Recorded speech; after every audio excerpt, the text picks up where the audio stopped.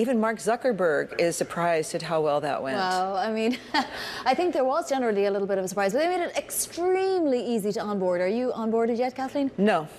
Well, all you have to do is go to your Instagram, which I'm sure you have, and just literally say onboard me. I mean, we all get a badge number and that's how it works. I know Heidi's on there. But yeah, 100 million, it's massive. And we're getting estimates now as to what we could see over the next couple of years. So Mark Mahaney over at Evercore ISI, very well respected Wall Street analyst, he says that Threads could reach close to 200 million daily active users in the next 2 years. And perhaps the more important figure there is that it could generate about $8 billion in annual revenue over the next 2 years. Now, for Meta as a whole, $8 billion, it's a drop in the bucket, right? But data compiled by Bloomberg show analysts expect Meta itself to generate 156 billion in average annual revenue in fiscal 2025. So as you can see, compared to that, it's almost nothing. But compared to Twitter's last year of revenue, it's actually a lot more than what Twitter had in sales and revenue. Twitter coming in its last full year as a public company with something like $5.5 billion of sales and revenue. Also, we know there's a lot of advertisers that are looking for a new place to go. They don't particularly want to be on Twitter these days. And so perhaps Meta and its new Threads will pull in some of those advertisers. And it's not just Evercore ISI and Mark Mahaney saying this. KeyBank Capital Markets also sees the app bringing in several $1 billion. He didn't put a number on that several billion, but Justin Patterson says it will be an immaterial competitor as far as Meta goes, but material as far as Twitter goes.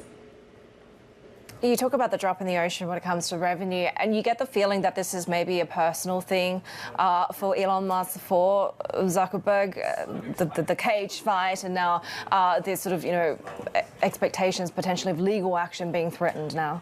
Personal, but also the very obvious thing to do if you're Mark Zuckerberg and Adam Mosseri, right? You have this quality content. You have people already possibly paying for verification, which, remember, Elon Musk tried to get people to do and everyone laughed at him. But because it was being offered to Instagram users as sort of just a thing if you wanted to do it, a lot of people signed up before they even moved to Threads. And so now people who did that are paying for verification on Threads. I mean, the whole thing is quite ironic if you actually think about it. But yeah, it's very much getting under the skin of Elon Musk and Linda Yaccarino, the person that he named as CEO just in the last couple of months.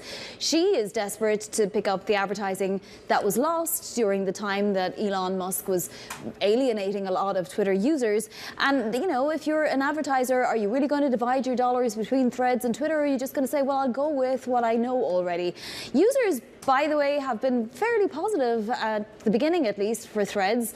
They're enjoying the experience, saying it's pretty positive of a platform. There's a lot of well-being and good feeling on there. It's maybe not as polarizing. We'll have to see how long that lasts. It's very possible that won't last as long as it might. Data compiled by Bloomberg show that a lot of polarizing figures that were on Twitter have migrated to Threads. They may not be so-called threading yet, but they're there. And so there is the possibility for disinformation and all of the problems that Twitter had to migrate to Threads too. Not saying that that's going to happen.